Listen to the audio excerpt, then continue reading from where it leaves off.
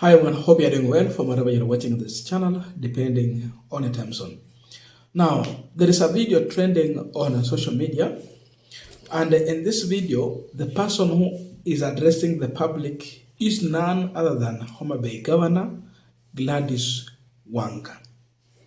A person, some even are suggesting that she should be a running mate to William Ruto under the ODM ticket if they have to go into a coalition.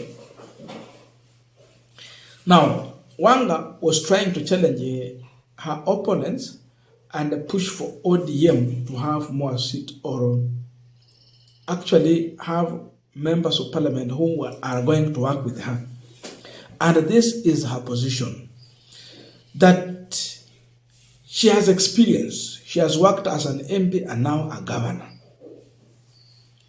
The warning that she's giving to her audience is that if there is going to be an MP who is going to work with her, they will realize development.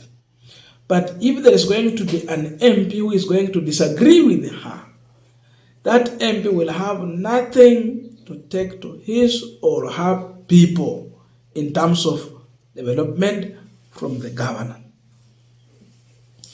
Her warning to the audience is that if you elect a leader who will disagree with me, automatically that leader will put you in opposition.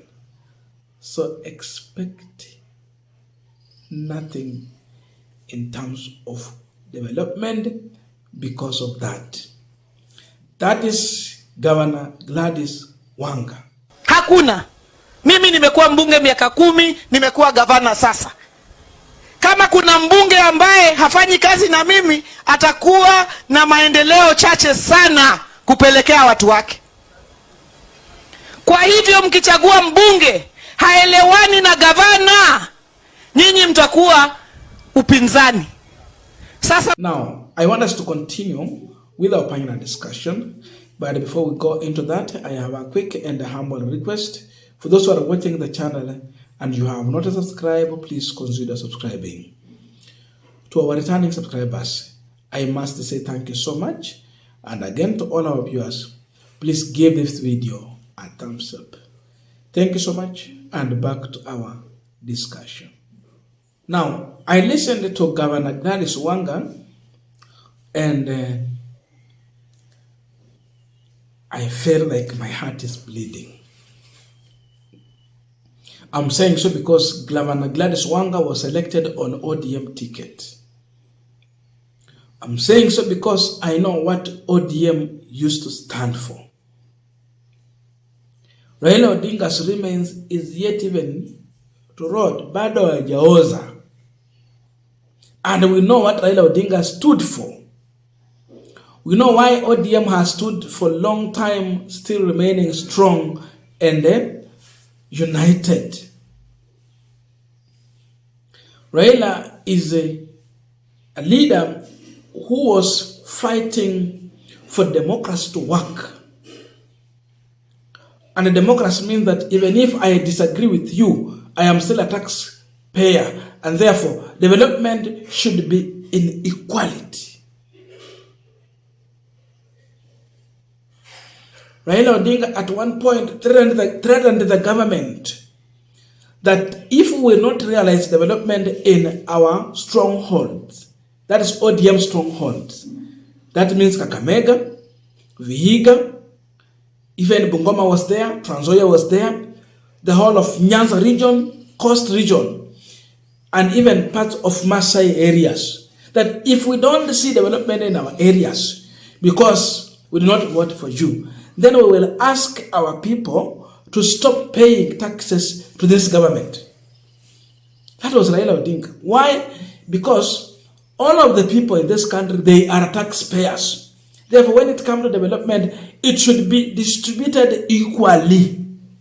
Unless if you are a president of a specific section where they voted for you, and therefore you go to that area, collect taxes. Huku wengine watch.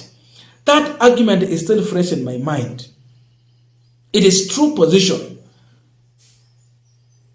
Whether I support you or not, I am a taxpayer. I pay taxes for you to get salary. For you to do the development, you depend on my taxes. Even if you are taking loans, it is my tax that will pay back those loans. Gladys Wanga, where does she get the energy? Anapata wapi nguvu ya kuongea vile anaongea hivi?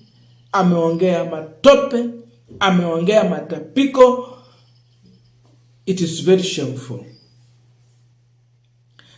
This is not the ODM we knew, and she's the chairperson of ODM. I don't know if she could have said what she said if Raila Odinga was still live and breathing. Now, this is the same person that they are trying to front as a running mate to William Ruto in 2027 if ODM has to go into a coalition with the president. So I put a question on you. What is the difference between Governor Gladys Wanga and the likes of the governor of Nyeri, Mutahi Kahiga? No wonder waliwavalisha nguo za vitenga. Wakasema mfano mwingine wa Mutahi Kahiga ni Gladys Wanga. I don't see the difference. Because Mutahi Kahiga was asking, when President William Ruto came to Western Region and he put the debt for the sugar companies in Western, alikuwa anauliza, sisi Wakikuyu ndio tulikunywa hiyo chai, hiyo sukari, ndio wanalipa hiyo madeni. Ai, kwani Waluya hawalipi ushuru? Wakulima wa miwa sio walipa ushuru hii Kenya? Gachagua came in with the issue of shares and we condemned it. We are still questioning his leadership. Then Gladys Wanga comes in and tells you, if you vote for a governor, an MP who does not agree with me, you will not see development. What is the difference between Gladys Wanga and the sentiment that Gachagua used to issue when he was the deputy president? Unajua ni juzi tu Gachagua ameanza kuamuka kwa usingizi. There's no difference. So her warning is that, in fact, she's talking about the MP. It goes down even to the MCA. That means if you elect an MCA that she does not agree with, you will not see development in your ward. In fact, hata yeye hana uwezo kwa wabunge. Mambo ya wabunge ni tofauti. Ukweli ni kwamba yako na uwezo kwa MCS huku chini. Because, okay, she might disagree with the MP. But now you have MCS down here. What about them? Because she's yeye ni president wa county. County iko na maeneo. Maeneo inaitwa ward huko chini. What do you do? It's sad that in this century and era where Gen Zs are pushing for equality and equity, Governor Gladys Wanga can issue such kind of a statement. This makes people to question the future of ODM party. ODM is losing the track. They are changing the tone. The issues they used to stand for, it seems like they have gone with Raila Odinga. And now, the new people in charge of ODM are reducing it to a shell. There was a reason why ODM was popular and it was able to stay for this long. It used to fight for justice, equality, freedom of expression.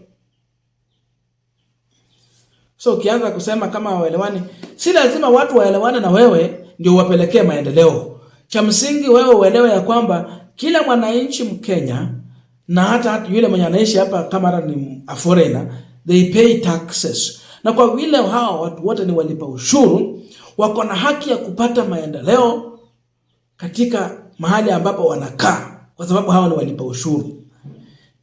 Without our taxes, Governor Gladys Wanga has no salary.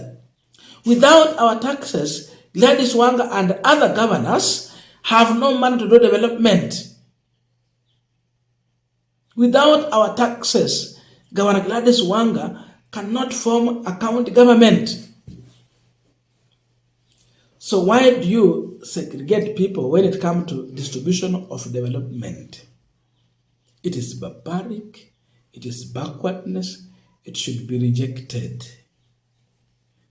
I don't know your views, but that is my position as far as Gladys Wanga sentiment is concerned.